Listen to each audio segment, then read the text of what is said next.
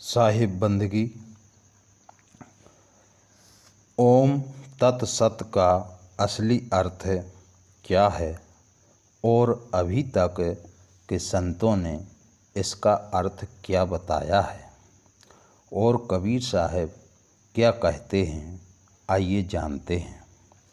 सतगुरु कबीर साहब कहते हैं कि हे मनुष्यों, तुम बहुत सोए, अब जागो, क्योंकि यह मनुष्य का चोला 84 लाख योनि रूप रात्रि के प्रभात के समान है।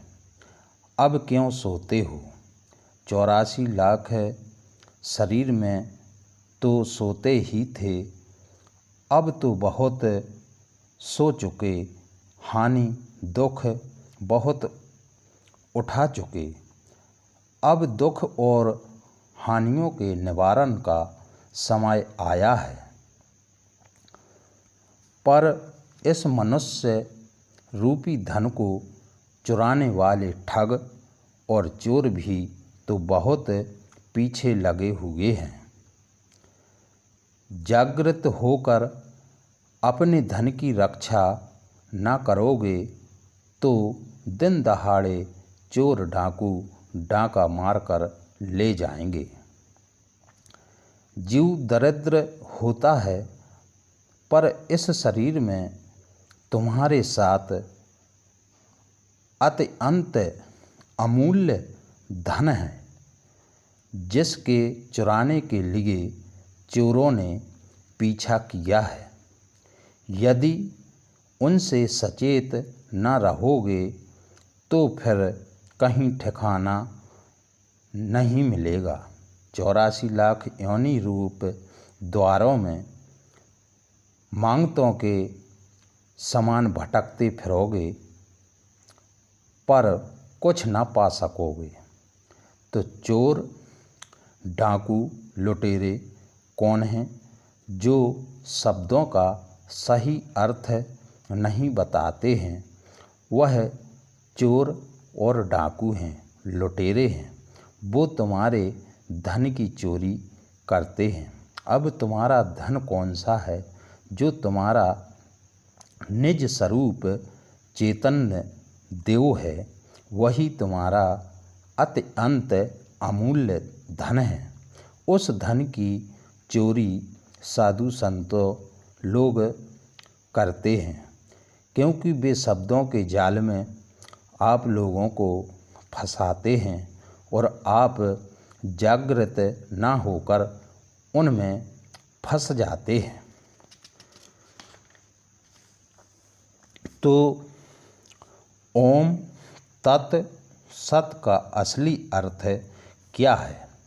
ओम आने रजो गुण, तत् आने तमोगुण, सत आने सतोगुण। ओम तत् सत का असली अर्थ यही है, रजोगुण, सतोगुण, तमोगुण। ओम तत् सत का यही अर्थ है। तो जग जाओ, आकाश और विष्णु सतोगुण रूप है। ये ऊपर को ले जाता है, सतोगुण आकाश की ओर ले जाता है। और पृथ्वी ब्रह्मा रजोगुण रूप है। पाताल शिव तमोगुण रूप है। फारसी में इनको तमीज, सहवत और गजब कहते हैं। जो कोई सतोगुण का आश्रय करता है वह देवता है। जिसमें सतोगुण और रजोगुण हो वह मनुष्य है। जिसमें रजोगुण और तमोगुण हो वह राक्षस है। सतोगुण ऊपर को और रजोगुण पृथ्वी में और तमोगुण नरक में डालेगा। अब इसकी तीनों गुणों की तीनों अवस्थाएं हैं।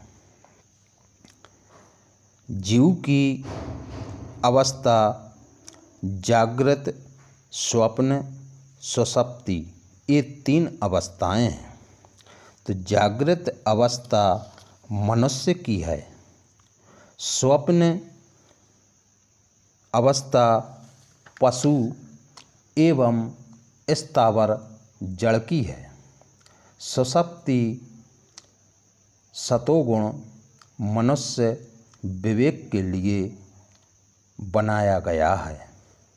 मनुष्यों का मुख्य लक्षण और लक्ष्य सारा सार विवेक ही है। यदि विवेक ना करें तो मनुष्य नहीं कहाया जा सकता है। जो पाप जानकर करता है वह विष खाता है, वह अधिक दंड का भागी होता है।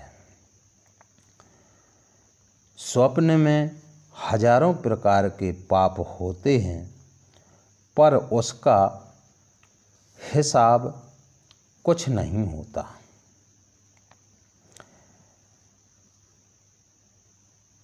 जो तुर्या में है वे ज्ञानी हैं, वे तो विधि निदेश मुक्त शुभ कर्म के स्वरूप ही हैं। पर मनुष्य जब तक जागृत अवस्था को पूर्ण रीति से धारण न करे तब तक तुर्य अवस्था को प्राप्त नहीं कर सकता है। इसी कारण जागृत अवस्था दीपक है। तो जागृत अवस्था में ही मनुष्य को रहना चाहिए और विवेक विचार करना चाहिए। जब जागृत अवस्था होगी तभी तो विवेक कर पाओगे और चोरों से, डाकुओं से पीछा छुड़ा सकोगे। तो पहले कह आए हैं कि चोर और डाकू लुटेरे कौन हैं? जो शब्दों का सही सही अर्थ नहीं बतलाते हैं और जो मनुष्य सही सही नहीं समझ पाते हैं, जो जागृत अवस्था में नहीं रहते हैं, वो भी चोर डाकू लुटेरों की संगत में ही माने जाते हैं। मनुष्य शरीर पाता है, सूर्य के समान प्रकाशमान होता है। आँख वालों को प्रकाश में भी अंधों के समान व्यवहार करना उचित नहीं है। जो मनुष्य सही विवेक ना करके और अविवेकी संतों के जाल में फंस जाते हैं, वह गलत है।